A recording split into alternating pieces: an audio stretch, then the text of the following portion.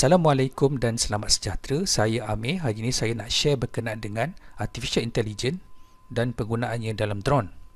Pertama sekali, apakah yang dimaksudkan dengan Artificial Intelligence? Okey, jika adik bayangkan apabila kita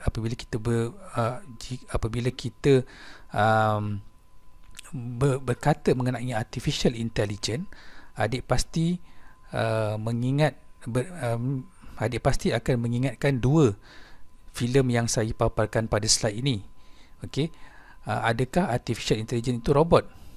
Adakah Artificial Intelligence itu iRobot seperti mana di dalam filem iRobot? Dan adakah Artificial Intelligence itu Terminator sebagaimana di dalam filem Terminator? Perspeksi Artificial Intelligence itu robot adalah sebagaimana digambarkan dalam sebuah filem itu adalah betul, cuma dia tidak berapa tepat apabila setiap Artificial Intelligence itu dirujuk atau merujuk kepada sebuah robot yang perlu mempunyai dua kaki, dua tangan, kepala dan bentuknya seperti manusia. Jadi apakah itu Artificial Intelligence? Okey, Artificial Intelligence atau bahasa Melayunya ialah dipanggil kepintaran buatan, ataupun ada dua definisi bahasa Melayu di sini atau maksud dalam bahasa Melayu, iaitu kepintaran buatan atau kepintaran tiruan, atau ia juga sinonim dengan sebuah lagi perkataan yang dipanggil machine intelligence. So yang dimaksudkan dengan Artificial Intelligence itu ialah salah satu cabang sains dalam menjadikan sesuatu benda mempunyai kepintaran seperti manusia. Sebagaimana adik melihat perkataan Artificial Intelligence itu sendiri dalam bahasa Melayu ialah kepintaran buatan atau kepintaran tiruan. Ini bermaksud ia adalah satu kepintaran yang hanya dibuat-buat, yang hanya merupakan sebuah kepintaran yang tiruan. Jadi apakah beza antara kepintaran tiruan dengan kepintaran tulen? Kepintaran tulen ialah satu sifat yang ada pada manusia, kerana manusia itu sendiri mempunyai sifat yang pintar. Jadi apabila kita meletakkan satu sifat pintar kepada sebuah mesin, apabila apa yang saya masukkan mesin di sini ialah seperti robot itu tadi, tetapi tidak hanya kepada robot, ia boleh jadi juga kenderaan, ia boleh jadi juga sebuah komputer. Jika kita meletakkan sifat kepintaran kepada mesin itu, maka ia dipanggil kepintaran tiruan, kepintaran buatan, atau bahasa Inggerisnya dipanggil Artificial Intelligence. Jadi dalam erti kata lain, dalam bahasa kasarnya adalah sebagaimana digambarkan dalam slide ini, sebagaimana digambarkan dalam gambar di dalam slide ini, yang mana kita cuba membina sebuah otak atau sebuah brain memberi brain kepada mesin. Tidak kiralah ianya robot ke, ianya komputer ke, ataupun ianya sebuah mesin-mesin yang lain. Jadi sebab itu macam saya katakan tadi kepada adik-adik, ia tidak semestinya sebuah robot. Jika adik boleh meletakkan Artificial Intelligence teknologi itu kepada komputer, maka ia boleh dilakukan. Sebab itu apa sahaja sifat kepintaran yang ada pada manusia, dan kita cuba memodelkannya kepada sebuah mesin, ia dipanggil Artificial Intelligence. Okey. So dari sini dekat sini saya nak nyatakan apakah contoh sifat kepintaran yang ada pada manusia, yang apakah salah satu ciri-ciri kepintaran yang ada pada manusia. Salah satunya ialah contoh kepintaran pada manusia, atau yang saya panggil kepintaran semula jadi ini, ialah manusia boleh mempunyai kemahiran membuat keputusan dengan baik. Dan yang kedua ialah manusia boleh menyelesaikan masalah yang diberikan. Bagaimana seorang manusia boleh mempunyai dua kemahiran ini? Sudah pastinya lah manusia mempunyai kedua-dua kemahiran ini, iaitu kemahiran membuat keputusan dengan baik dan juga menyelesaikan masalah yang diberikan adalah berdasarkan daripada ilmu pengetahuan yang kita belajar ataupun pengalaman hidup yang kita lalui. Daripada pengalaman, itulah proses pembelajaran kita, pengalaman hidup ataupun pembelajaran ilmu, tidak kiralah secara formal atau tidak formal di sekolah dan sebagainya. Setelah mendapat ilmu, manusia ini mempunyai sifat membuat keputusan dengan baik, ataupun jika diberi masalah, manusia mempunyai keupayaan untuk menyelesaikan masalah dengan baik berdasarkan ilmu yang dia ada. Jadi perkara ini, kemahiran membuat keputusan dan juga menyelesaikan masalah, inilah yang kita cuba modelkan pada mesin, tidak kira komputer, robot atau mesin-mesin yang lain, yang mana kita cuba meniru sifat manusia itu sendiri. Jadi apa yang saya nak katakan di sini, jika setiap perkara, kemahiran membuat keputusan, jika kita boleh meletakkan kemahiran membuat keputusan dengan baik dan menyelesaikan masalah yang diberi dengan baik pada sebuah komputer ataupun sebuah mesin ataupun sebuah robot, maka itulah yang dipanggilkan kecerdikan tiruan ataupun kecerdikan ataupun kepintaran buatan ataupun kepintaran tiruan, ataupun dalam bahasa Inggeris ni dipanggil artificial intelligence. Baik, sebenarnya asas artificial intelligence ini adalah programming. Jadi saya tahu bahawa pada masa kini programming telah didedahkan sejak bermula daripada sekolah. Ia tidak sama sebagaimana apa yang saya lalui, kerana pada zaman saya hanya kenal programming semasa di peringkat universiti.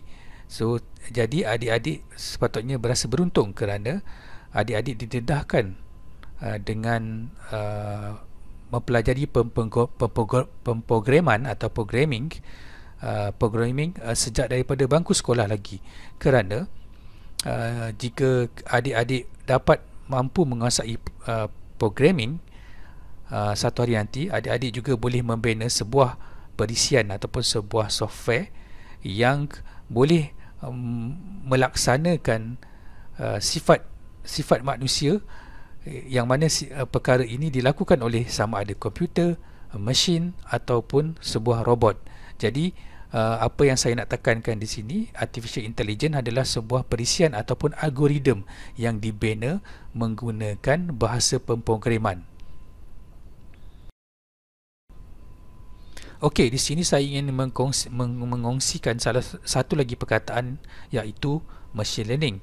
Sebenarnya machine learning ini adalah salah satu cabang utama di dalam artificial intelligence. Sebenarnya artificial intelligence ini mempunyai banyak cabang, tetapi yang memandu ataupun yang membuatkan artificial intelligence ini sangat-sangat popular pada masa kini, salah satu penyebabnya ialah cabang utama yang dipanggil machine learning, ataupun dalam bahasa Melayunya pembelajaran mesin.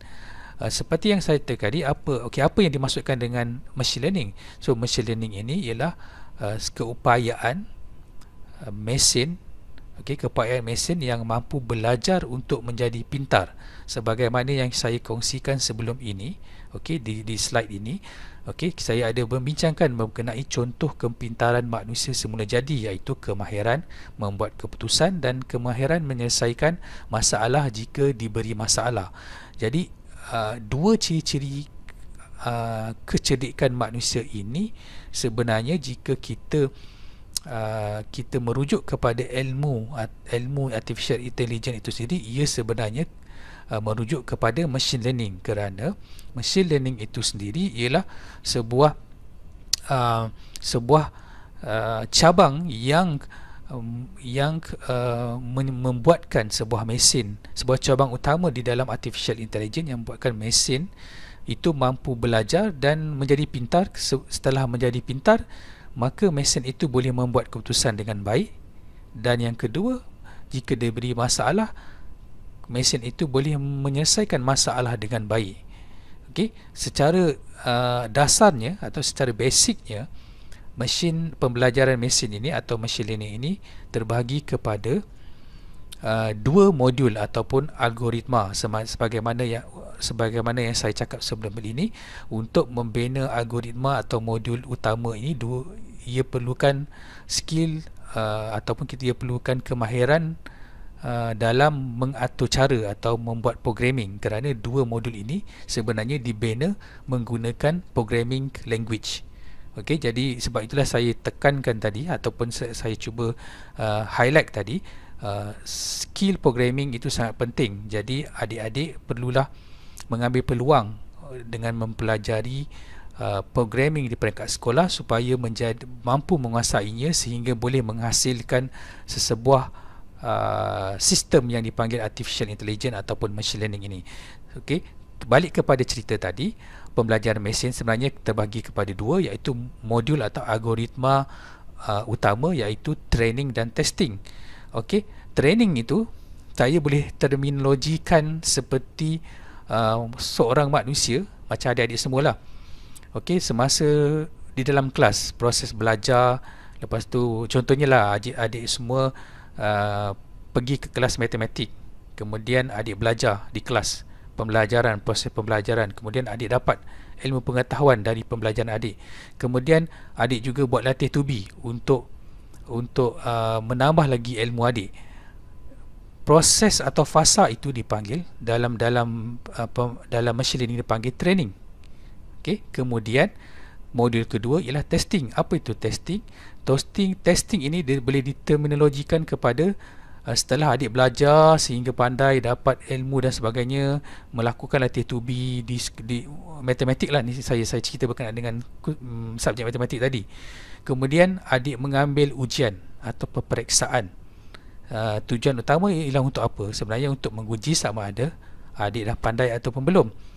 Jadi itu sebenarnya dalam pembelajaran mesin dipanggil testing. Jadi untuk sebuah komputer atau mesin mempunyai sifat